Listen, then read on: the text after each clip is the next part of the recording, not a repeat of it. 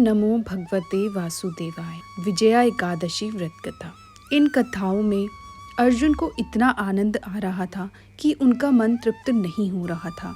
जया एकादशी की कथा सुनने के बाद वह बोले, हे मधुसूदन, फागुन मास के कृष्ण पक्ष की एकादशी का क्या नाम है तथा उसके व्रत की क्या विधि है? कृपा करके मुझे इसके विषय में भी विस्तार से बताएं। भगवान श्री कृष्ण बोले, हे पार्थ, फागुन मास के कृष्ण पक्ष की एकादशी का नाम विजया एकादशी है। उसके व्रत के प्रभाव से मनुष्य को विजय मिलती है। उस विजया एकादशी के महात्म्य के श्रवण व पठन से समस्त पाप नष्ट हो जाते हैं। एक समय देवर्षि नारद ने जगत पिता ब्रह्मा जी से कहा, हे ब्रह्मा जी, आप मुझे फागुन मास के कृष्ण पक्ष की विजया नामक एकादशी का व्रत विधान बताने की कृपा करें। ब्रह्मा जी बोले, हे पुत्र, विजया एकादशी का व्रत प्राचीन तथा नवीन पापों को नष्ट करने वाला है। इस एकादशी की विधि मैंने आज तक किसी से नहीं कही, किंतु तुम्हें बताता हूँ। यह समस्त मनुष्यों को विजय प्रदान करती है। अब विस्तृत कथा सुनो। त्रेता युग में मर्यादा पुरुषोत्तम श्री रामचंद्र जी को जब 14 वर्ष के लिए वनवास हो गया, तब वह श्री लक्ष्मण जी तथा माता सीता सहित पंचवटी में निवास करने लगे। उस समय महापापी रावण ने श्री सीता जी का हरण कर लिया। इस दुखद समाचार से श्री राम जी तथा लक्ष्मण जी अत्यंत व्याकुल हुए और सीता जी की खोज में चल दिए। घूमते घूमते वे मरणासन जटायु के पास जा पहुँचे।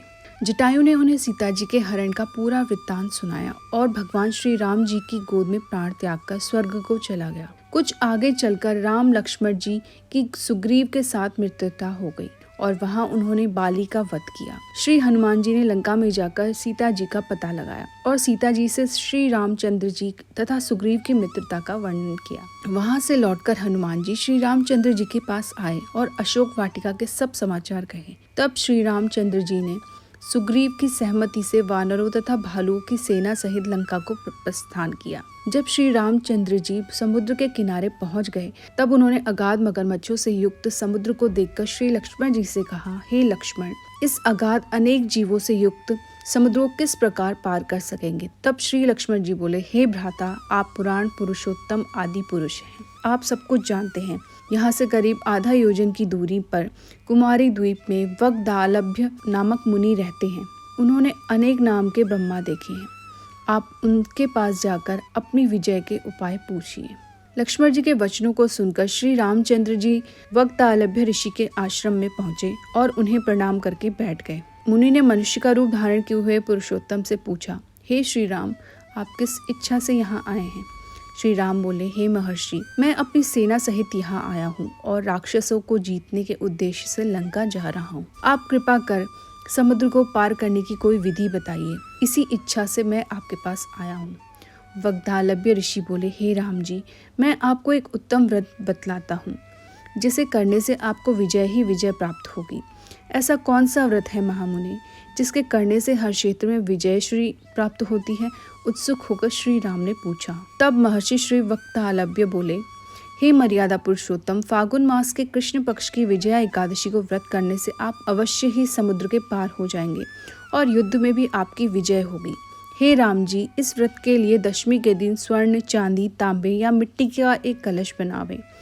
उस कलश को जल से भरकर तथा उस पर पंच पल्लव रखकर उसे वेदिका पर स्थापित करें। उस कलश के नीचे सतंजा यानी 7 अनाज मिले हुए और ऊपर जौ रखें। उस पर श्री नारायण भगवान की स्वर्ण की प्रतिमा स्थापित करें।